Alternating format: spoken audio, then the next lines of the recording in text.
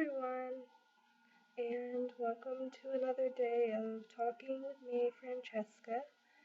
Today I just got out of church, it's Sunday again, and came home, and I have my Bible with me. I just got a new Bible. I'm so excited about it. Um, since I got it in, I've just been so excited. And here it is. It's a study Bible, so it has like introductions and footnotes and all kinds of good stuff that just so enhances my reading experience. I would definitely recommend to anyone who wants to delve deeper into the scripture to start by getting a good reputable study Bible with good notes and everything. I think it's so important to not just read the words, but to really dive into them as deeply as you possibly can to extract the fullest and most profound meaning. So this is my study Bible. It's the Zondervan New International Version. And I love the New International Version, and today actually what I'm going to be talking about is the different translations and versions of the Bible that it sometimes comes under attack that there are so many different translations when really it should be embraced as a very beautiful, extraordinary thing that we have so many. And only by the grace of God has it been accurately translated into so many languages around the world and constantly updated so that we can get our best understanding from it for just reading it for ourselves. So what I'm going to talk about is, firstly, sometimes people will criticize, the Bible has so many different translations and they're all different and they all mean different things, and which translation should I read? Like they mock about it. And what I respond is whatever translation you understand best, because that's really the purpose of translating it in the first place. I mean, unless you'd like to learn Hebrew and Greek and Aramaic and look at, some of the oldest copies we have, which are thousands of years old, then, they make it easy for the common person to understand scripture without the help of anyone interceding. So really, I just don't get why, some people criticize the different translations. And the way that the Bibles are translated into English, there's different versions because different people or teams of people who are scholars and well equipped to be translating the Bible, they interpret it in different ways. And that doesn't mean that the meaning is changed. It's definitely not. All the Bibles essentially say the same thing, have the same messages, just the wording is changed to what the translator thinks is the most appropriate meaning for their intended audience. That being said, there's basically two main ways to translate the words of the Bible, and that's very literally, for instance, I'll just focus on the New Testament for now since it was written in Greek.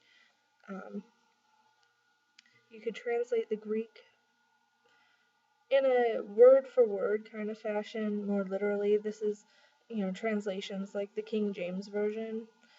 They translate for a more literal interpretation. So, whereas you could also translate it in such a manner that's more geared toward just capturing the meaning rather than the literal word for word text. So either way is sufficient. And then, of course, there's the versions that kind of go in between. They take a little bit of both. They try to preserve the textual structure and whatnot, while also accurately translating the meaning into English terminology and whatnot. So, and English expressions and ways that we would understand as a more symbolic interpretation, if you will. So those versions are like the New International Version that I have, and I absolutely love it. I think if you're going to be studying scripture really scrupulously, if that's a word,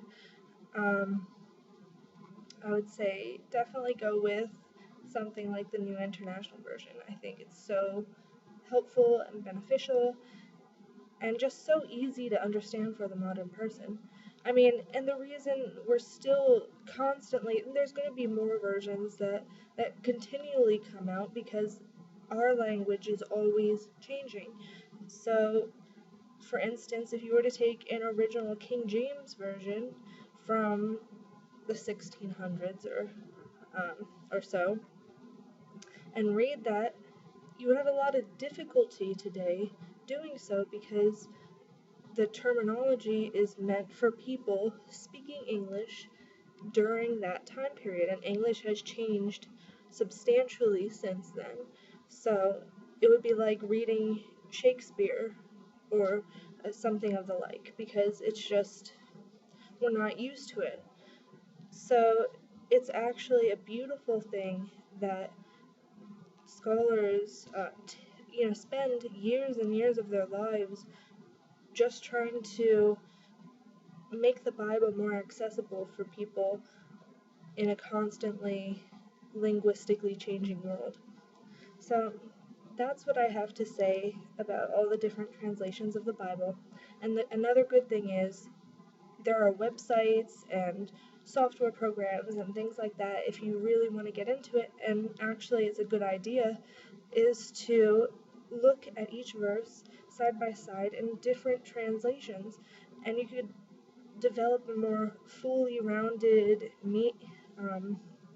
understanding of the meaning of the verses, which I think is even more beneficial because there's so many different ones. It's better to accurately, look at all of them and really understand what the author was trying to originally portray in the Greek, or in the case of the Old Testament, the Hebrew or Aramaic.